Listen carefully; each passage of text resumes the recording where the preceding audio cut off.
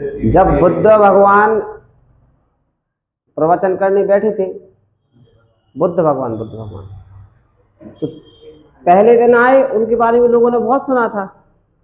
तो पहले दिन बहुत सारे लोग आए, बुद्ध भगवान बैठे रहे, पेड़ के नीचे देते थे वो ज्ञान, बुद्ध गया में है वो पेड़।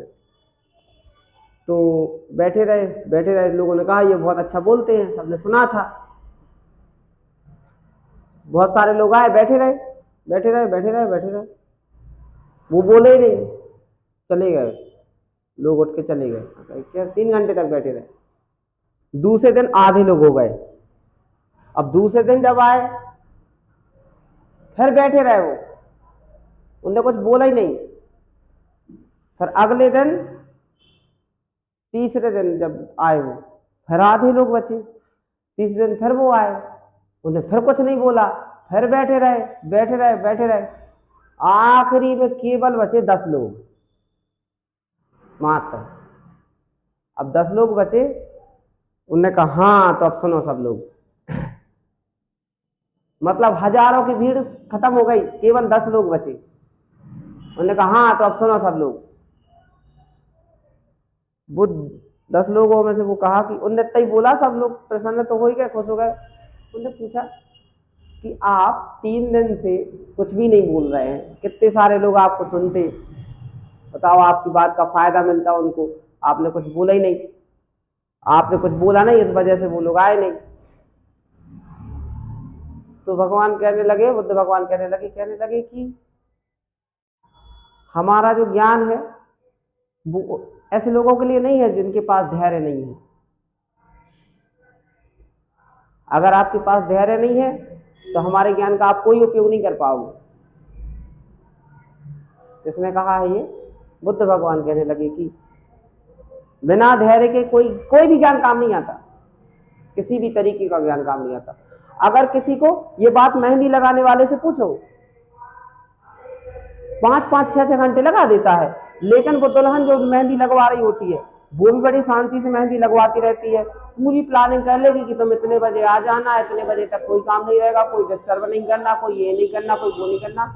और जो मेहंदी लगाने आ रहा होता है वो भी कह देता है ये बात कि भाई देखो मेहंदी लगनी है, 5 से 6 घंटे लग जाएंगे, आराम से बैठना पड़ेगा, खाना पीना बेहतरीन, खा पी के अच्छे से फिर बैठते हैं, और कुछ खाना भी होगा तो वही खाना आता है, वोट के नहीं जाती।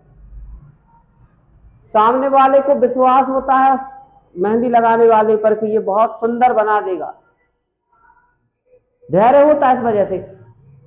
एक बार इमेजिन करके देखो, बिना धैर्य के मेहंदी लगा के देखो, बिना धैर्य की मेहंदी लगा के देखना कभी।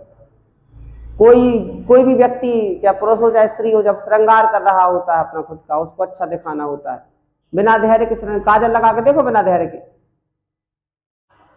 बिलोटा से लगो।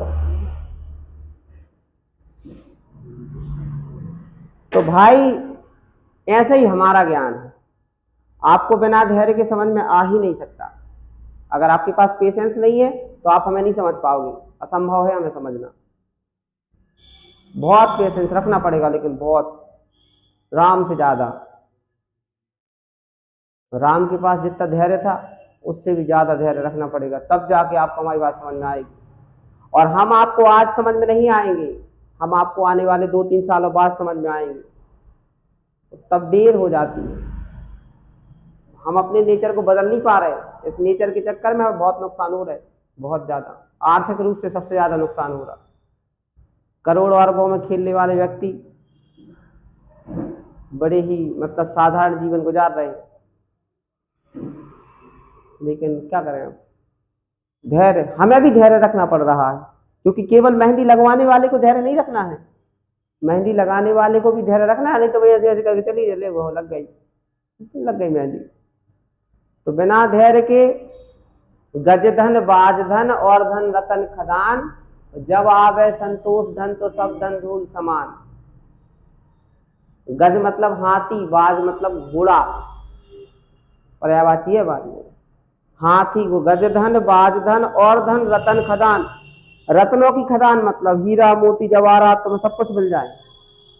और जब आवे संतोष धन, तो सब धन धूल समान, मतलब जब धैर्य आता है, पेशेंस आता है, तो ये सारे के सारे जो धन संपदा है सब धूल के समान हो जाता है।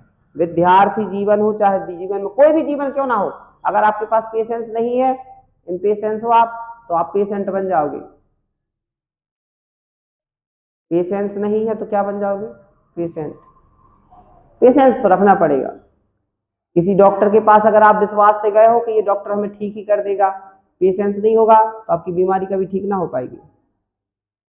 किसी टीचर के पास अगर आए हो आप, तो उस पर विश्वास रखिएगा, वो आपको हारने नहीं देगा, वो आपको आगे ही निकाल देगा।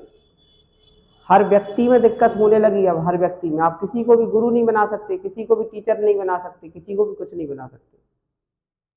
अब आप टीचर की पर्सनल लाइफ में ना चले जाइएगा कि सर आपने शादी क्या करी, पता चला ये क्यों किया, क्योंकि आजकल के बच्चों को टीचर के प्रोफेशन से ज्यादा टीचर की पर्सनल लाइफ से मतलब होता है। ये अलग कहानी बनी है, ये समस्या बनी है। आपको हम किस तरीके, हम तो कुछ भी, मतलब हमारा भी धर्म ये बन जाता है कि आपको जो हम ज्ञान दे रहे हैं वो पहले हमें खुद को उतारना पड़ेगा अपने जीवन में, ठीक है। तो हम क्या कर सकते, तो जिसको जाना है तो हम देखो कहाँ रोक पाए किसी को, जाने वाले को आज तक कोई नहीं रोक पाया, भगवान भी नहीं, बताओ रोक पाया है। पेशेंस अगर, लेकिन हाँ ये बात है, आप हमारी ये बात रिकॉर्ड भी हो रही है, आज लिख के रख लेना, अगर पेशेंस नहीं होगा तो बहुत कुछ हार जाओगे, सब कुछ हार जाओगे, बहुत कुछ क्या, जिंदगी भी हार जाओगे, बीमारियों से भी हार जाओगे, रिश्तों से भी हार जाओगे, सबसे हार जाओगे। तो ये एक स्कूल है, स्कूल का मतलब एक प्रैक्टिस करने का, एक आपके लिए एक एनवायरमेंट तैयार किया गया है जहां आपको पेशेंस रखना सिखाया जाता है। केवल ये पेशेंस की कहानी बहुत बड़ी है, बहुत ज्यादा है। पेशेंस ही रहता है तो सब कुछ मिल जाता है। कौरवों के पास पेशेंस नहीं था, उनको तुरंत चाहिए था हिस्सा। पांडवों के पास पेशेंस था तो पांडवों को सब कुछ मिला, कौरवों को कुछ नहीं मिला। तो पेशेंस नहीं होगा तो क्या बन जाओगे? पेशेंट बन जाओगे। अब किस चीज के पेशेंट बनते हो वो आप जाने। रिश्ते भी हार जाते हैं पेशेंस के चक्कर में, पता है ये बात, रिश्ते हार जाते हैं लोग, पेशेंस नहीं होता तो। जैसे मान लीजिए कोई चीज आज आपको खरीदनी है, लेकिन आज घर में गरीबी है, कुछ खरीदने के लिए पैसे नहीं है, लड़ाइयां कर ली, पता चला पेशेंस रखते तो आप अरबों में खेल रहे होते। सूर्यवंशम मूवी देखी है? सूर्यवंशम मूवी नहीं देखी तो काय को जी रहे हो भैया? सेट मैक्स नहीं देखा कभी? सेट मैक्स पे जाइए, अभी आ रही होगी हाँ, सेट मैक्स पे कई मूवी तो आती है, बस सूर्यवंशम अमिताभ बच्चन की। नहीं देखी मूवी अभी तक? अरे यार सूर्यवंशम मूवी देखिए जरा, देखिए ना सूर्यवंशम मूवी। अरे यार वो हीरा ठाकुर नहीं देखा?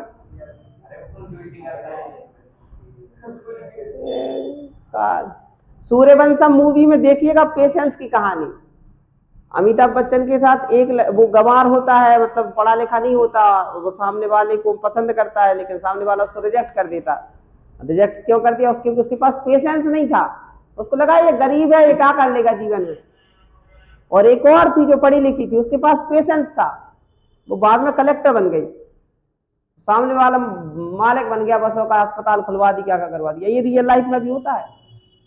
नहीं तो आप सोचो ये फिल्में हैं, वो नहीं, नहीं फिल्में नहीं है, फिल्मों में जो जो हो रहा है वो जीवन में कहीं ना कहीं घटित होगा, याद रखिएगा। तो पेशेंस अगर आपके पास नहीं है तो कुछ भी नहीं हो सकता। अब हमारा जो सिखाने का तरीका है, हम आपको इस तरीके से सिखाना चाहते हैं कि अर्जुन जैसे, हाँ मतलब अगर आपकी हमसे ही लड़ाई हो जाए तो फिर आपके पास वो पूरा ज्ञान रहे जो हमने आपको दिया है, ताकि आप हमसे भी लड़ने के लिए सक्षम हो जाओ। जैसे द्रोणाचार्य से लड़ गए थे अर्जुन, इस तरीके का आपको सिखाया गया था। तो हम सोचते हैं ये कि आपको हम इस तरीके से सिखा दें कि आपको कभी हमारी जरूरत ना पड़े, और दुनिया में आप दूसरों को सिखाओ। बस गलती ये कर देते हैं लोग कि लोग हमें होशियारी बता देते हैं, ये गलती ना कीजिएगा। आप हमसे भले होशियार हो जाइए तो हमें तो बहुत अच्छा लगेगा, लेकिन होशियारी हमें ना बताना। थोड़ा सा मतलब हमें तो दिक्कत नहीं होती, वो भगवान मतलब रुष्ट हो जाते हैं, फिर दिक्कत हो जाती है। हमें नहीं होगी, आप ही होगी। जैसे हम कितने भी इंटेलिजेंट क्यों ना हो जाए, हमारे टीचर के सामने हम नतमस्तक ही रहते हमेशा। मतलब ये नहीं सोचते कि अरे हमें, मतलब हमने कभी सोचा ही नहीं। ज्ञानी कौन है? ज्ञानी क्या कहलाता पता है? जो कहता है हमें ज्ञान नहीं है, वही ज्ञानी है। जिसको ये ज्ञान हो जाए कि हमें कोई ज्ञान नहीं है, और वही व्यक्ति ज्ञानी कहलाता। और जिसको ये लगता है कि हमें ये आता है, ये आता है, पता चला इलेक्ट्रोकेमिस्ट्री में से अकेला डेनियल सेल आ रहा है, वो कह रहा हमसे पूरी इलेक्ट्रोकेमिस्ट्री आ रही। तो नेमा जी, कंडक्टिविटी, मोलर कंडक्टिविटी और लिमिटिंग मोलर कंडक्टिविटी, तीनों में आप डेफिनेशन बताइए हमें। कंडक्टिविटी, मोलर कंडक्टिविटी और लिमिटिंग मोलर कंडक्टिविटी, तीनों की डेफिनेशन बतानी है। पोल तो नहीं बनता, अच्छा गला लगा है। ओ माय गॉड, ये तो बड़ी दिक्कत, ये तो बड़ी समस्या वाली बात बनी। पेशेंस रखें, आपको हम, हमारा पूरा प्लान तैयार होता है, साल भर का प्लान तैयार होता है। अब अगर हड़बड़ी में पढ़ा दें तो एक दिन में सब कुछ पढ़ा दें फिर तो, नहीं तो आप कहो कि देखो भाई प्लानिंग तो कर सकते हैं आप, वो बाकी इनकी प्लानिंग होती है बिहारी जी की, बाकी अपन प्लानिंग करने का एक नाटक तो कर सकते हैं। तो पेशेंस रखें। अभी बच्चे फीस दे के आ रहे हैं साल भर की, मान लीजिए, फिर टिकट लेके आओगे तो अच्छा नहीं लगेगा तुम्हें को, फिर दिन की फीस देनी पड़ेगी, तो वो मजा नहीं आएगा ना। तो कहोगे हमारी तो सर से पहचान है, हमें सर ने पढ़ाओ और बात करवाओ हमारी, तो बात ही नहीं हो पा रही, बेचारा सर उड़ रहा है, देख ले सर को। तो वो ऐसा हो नहीं, ये ना सोचा करो कभी एक दिन तुम अगर आजमाना हो, प्रकृति को आजमाना हो, रास्ते में जाना तुमने, एक ऐसे रास्ते में जाना जिस शहर के तुम हो ही नहीं, और बाजू वाले के बारे में सोचते जाना कि इसकी जीवन में हमें जरूरत ही नहीं पड़ेगी, देख लेना कहीं ना कहीं से ऐसा कांटा भिड़ेगा, कुछ ऐसी चीज होगी, आपको उसी व्यक्ति की जरूरत पड़ेगी। याद रखना ये बात हमें। प्रकृति को चैलेंज ना करें कभी, कभी भी नहीं। मतलब तुम चाह के भी, मतलब ऐसा, मतलब तुम कहोगे हम मर भी जाएं तो भी हम सामने वाले से मतलब मदद नहीं मांगेंगे या ये नहीं, कभी ना कहें ऐसा, कभी भी ना कहें ऐसा। इस वजह से होता है, ये प्रकृति को चैलेंज करना कहलाता है। भगवान कौन है? भा मतलब भूमि, गा मतलब गगन, वा मतलब वायु, आ मतलब अग्नि, ना मतलब नीर मतलब जल। ये पांचों चीजें आपको सुन रही हैं। जैसे अभी हम बोल रहे थे दीवालों के कान होते हैं, दीवालों के कान क्यों होते हैं? क्योंकि इसमें मिट्टी भी है, इसमें पानी भी है, इसमें हवा भी लगी है, तब जाके तो सूखा था, इसमें आग से तपी है कौन? ईंट, सब है इसमें, पांचों तत्व हैं, मतलब ये दीवार भी भगवान है। अब ये सुन रही है, अभी तुम कह दोगे ये दीवार कभी नहीं गिर सकती, गिर जाएगी। तुम चैलेंज करके तो देख लो एक बार, हमें डर लगने लगा। मतलब बोलना ही सब कुछ है। अगर तुम बार बार बोलते हो कि हमसे कुछ नहीं आता, कुछ नहीं आता, कुछ नहीं बनता, कुछ नहीं बनता, कुछ नहीं बनेगा तुमसे, तुम ऐसी नीति हो जाएगी, नियति हो जाएगी। और अगर आपकी नियति नीति ऐसी है कि आप सोच रहे हो कि हमेशा हम सीखेंगे सीखेंगे सीखेंगे, सीख जाएंगे सीख जाएंगे सीख जाएंगे, तो एक दिन आप सच में सीख जाओगे। तो भगवान को, प्रकृति को कभी भी किसी भी चीज को चैलेंज ना किया करो कभी। इसी वजह से हम आपसे बुराई नहीं बनाते कभी, क्योंकि हमें आप में भी भगवान दिख रहा होता है, तो हम आपसे बुराई नहीं बनाएंगे। मतलब ऐसा कि हमें तुम्हारी क्या जरूरत पड़ेगी, पता नहीं आने वाले समय में तुम कलेक्टर बन जाओ,